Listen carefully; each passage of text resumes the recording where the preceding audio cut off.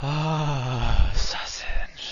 Hello, and welcome to another episode of First, the show where I, Marcus Nez, gives you my first impressions on a game. And this here episode is all about Kombinera, a puzzle platformer where you control multiple balls at the same time. That's right, you are controlling all the balls, whether it's 2, 3, maybe more, I don't know. You could maybe play as more in the future, but you're controlling them all at the same time. And in order to complete a level, you have to combine them all together. And you might be asking yourself, how do you do this? They're not going to be all right next to each other. So how can you get them together when you're controlling them all at the same time? You can't control them independently. So they're all going to be moving left when you press left, or all going to be moving right when you press right, or jumping when you press jump. How do you get them together? Ha ha ha ha ha ha ha. That's the whole point of the game, dummy. I don't mean to call you a dummy, but that is the point of the game and the puzzles. You have to find ways to manipulate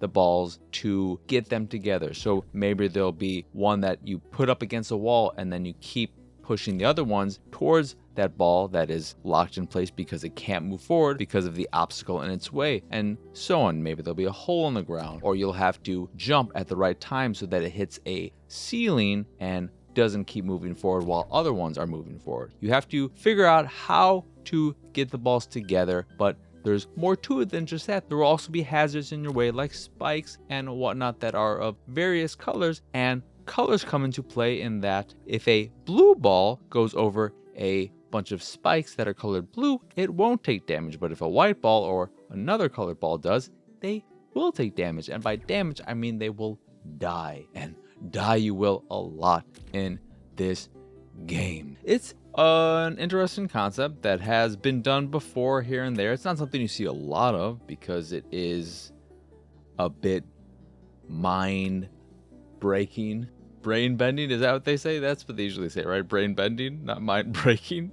And it is the kind of puzzle game, the kind of concept conceit that does get challenging pretty quickly. And Kombinera is definitely challenging and gets there really fast. However, the most challenging part of the game, for me, I play this on Xbox, and why I bounce from it after about 20 minutes is because this could just be me. One thing is not me, but I found there to be a noticeable amount of input lag, enough that I felt a disconnect between when I'd press a button, specifically like the jump button or the movement buttons, the controller, the analog stick, and when I'd see that action performed in game. So much so that there were plenty of instances where I would jump and expect to jump, but then I would run into a bunch of spikes on the ground or something of that ilk, for example. And this became really frustrating, as you might expect. Add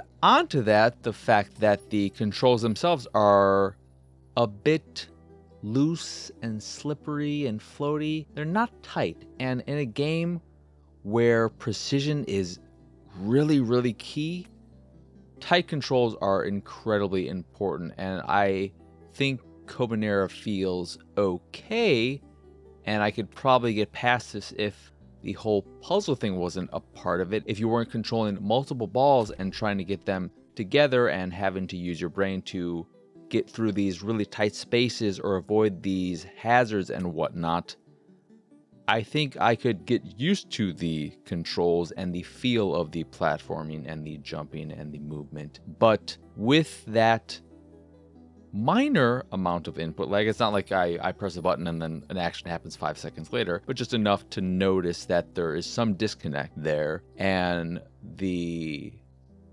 lack of love for the controls, I just couldn't get into Kombinera. And that's disappointing because it's a cool game that is hurt by its controls, and that is just something I don't want to deal with. I could probably get used to, but it's, you have this muscle memory and you have this expectation, and if I got used to this delay, then how would that affect me with other games? The majority of games don't want to do that. So Kombinera is a cool game with cool ideas, And depending on where you're playing it, how you're playing it, maybe if I plugged in my controller, it'd all be good. But the control issues kill the entire experience for me. So that's a bummer. This is a bummer. This is also the end.